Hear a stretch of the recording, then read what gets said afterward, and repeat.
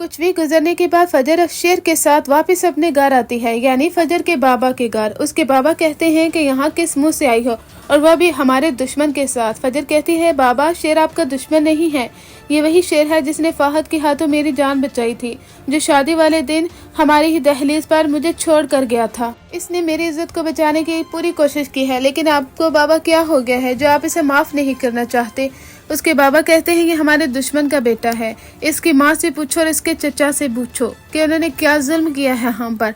हम जमीन हार गए, हमें किसी काबिल नहीं छोड़ा इन्होंने। सिर्फ तुम ही हो जो हमारी इज्जत को वापस लुटा सकती थी, इसको मार कर। ये सुनकर शेर भी काफी ज्यादा हैरान होता है कि फजर के बाबा ने फजर से कहा था कि वो शेर की जान ले ले, लेकिन फजर ने ऐसा नहीं किया। तब शेर के दिल में फजर के लिए और ज्यादा मोहब्बत और इज्जत पैदा होती है, और वो इसे मजीद इज्जत और वकार की निगाह से देखता है और कहता है कि फजर वाकई ही में अपनों की तरह मोहब्बत करती है किसी से। अगर वो चाहती तो वो मुझे मार सकती थी, वो अपने बाबा के हुक्म को मान सकती थी, लेकिन उसने मुझे प्रायोरिटी दी। मैं ऐसी शख्स को, ऐसी लड़की को कभी खोना नहीं चाहता। इसी वजह से ही तो आगे जाकर शेर उसे जिंदगी भर का जीवन साथी भी बनाएगा। अब उसके बाबा फजर को धक्का देते हैं और फजर जाकर टकराती है शेर के कंधे से।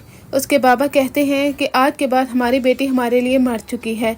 फजर की माँ काफी ज्यादा रोती है और वो कहती हैं, क्या हो गया है आपको? क्या आपकी आंखों पर पट्टी बांध चुकी है? आपको अपनी बेटी की मोहब्बत नजर क्यों नहीं आती? लेकिन उसके बाबा बस उनके सर पर गुस्सा सवार होता है और कुछ नहीं। वो उन्हें धक्के देकर वहां से निकाल देते हैं। फजर काफी ज्यादा रोती है। शेर उसे गाड़ी में बिठाता है और फजर चीखती चिल्लाती है और कहती है कि मैं कभी भी अपने बाबा की आंखों में अपने लिए नफरत नहीं देख सकती। शेर कहता है, तुम्हें हौसला रखना होगा, हौसले से काम लो फजर।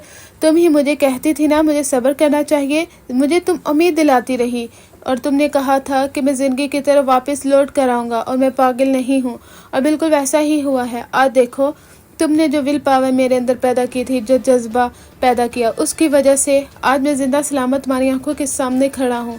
और आज मैं तुम्हें भी कह रहा हूँ कि तुम भी स्ट्रांग बनो, तुम्हें भी अच्छा वक्त जरूर मिलेगा। तुम्हारे बाबा तुमसे मोहब्बत करेंगे।